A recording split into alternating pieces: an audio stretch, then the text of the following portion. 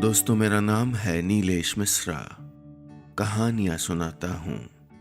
ये है मेरा नया खास शो, मेरी प्यारी जिंदगी विद नीलेश मिश्रा। मैं आपको सुनाने जा रहा हूँ अपनी मंडली की सदस्य अनुलता राज नायर की लिखी कहानी कूल दोस्त। नया शहर पता नहीं कितने दिनों तक नया लगेगा मुझे। कॉलेज नया, क्लासमेट्स नए, पड़ोसी नए और रास्ते भी अनजाने। कॉलेज से घर लौटते हुए अक्सर गलत मोड़ मुड़ जाती हूँ। आज तीसरे दिन भी अपनी स्कूटर का लेफ्ट इंडिकेटर दिया ही था कि किसी की आवाज़ पर मैंने चौंक के ब्रेक लगा दिया। पलट के देखा तो मयंक था, कॉलेज यूनियन का क्लास रिप्रेजेंटेटिव। मुझे देख के वो मुस्कुरा दिया जैसे जानता हो मुझको और बोला, नेक्स्ट टर्न, ये वाला नहीं, अगला मोड़ है आपके घर का। यहीं रहता हूँ आपके मोहल्ले में। मैंने उसे घूर के देखा और स्कूटर आगे बढ़ा दी।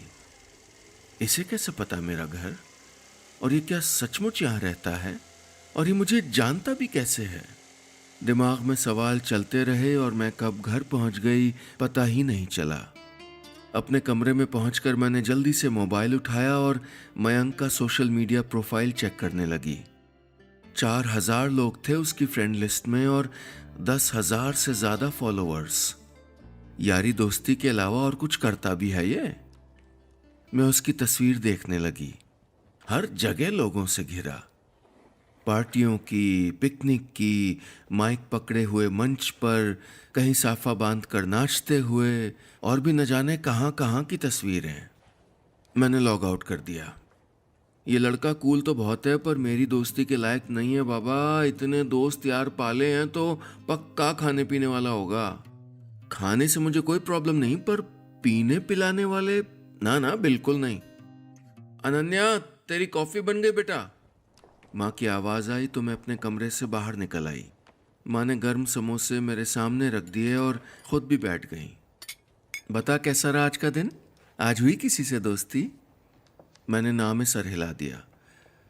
माँ, ये बड़ा शहर है, यहाँ लड़के लड़कियाँ थोड़ा अलग हैं। उनके पहनावे अलग हैं, उनका बातचीत का तरीका भी अलग है।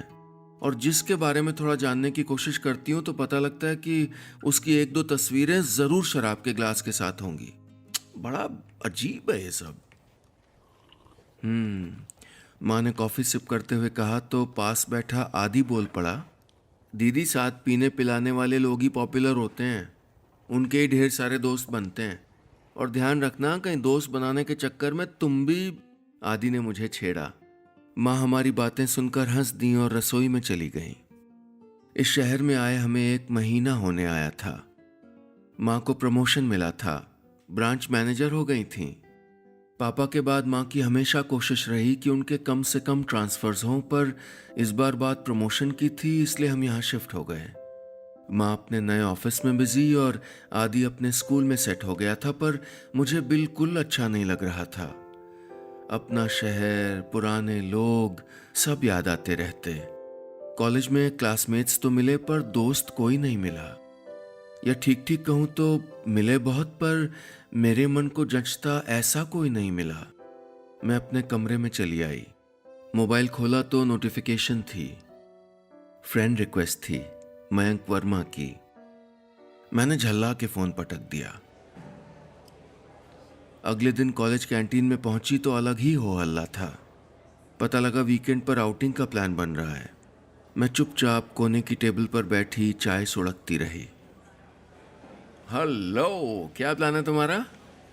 मैंने चेहरा उठाया तो सामने मयंक था और बिना मेरे जवाब का इंतजार किए वो सामने पड़ी प्लास्टिक की लाल कुर्सी पे बैठ गया और काउंटर की तरफ आवाज लगाई, छोटू, चाय पिलवा यार जरा अच्छी सी। उसने अपने बिखरे बालों को समेटते हुए पूछा। मैंने भी भवें उचका दी। व्हाट? चल रही हो ना कल? इसी बहाने सबसे दोस्ती भी हो जाएगी। ऐसे अकेले अकेले चाय पीने का दस्तूर नहीं है हमारे कॉलेज का। उसने हंसते हुए कहा और बगल वाली टेबल की तरफ मुड़ के बोला, ताशी, अनन्या का नाम भी लिख लेना। मैं हैरान सी कभी मयंक को देखती, कभी उस दूसरी टेबल पर हंगामा करते लड़के लड़कियों के झुंड को।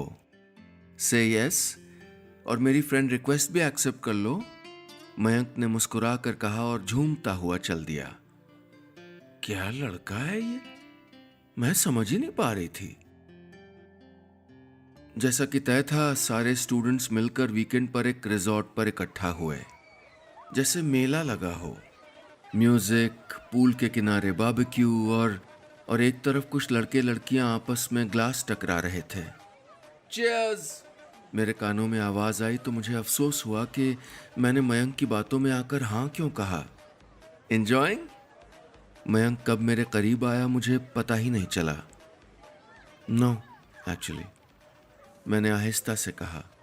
मयंक ने हौले से मेरी कोहनी पकड़ी और बोला, चलो।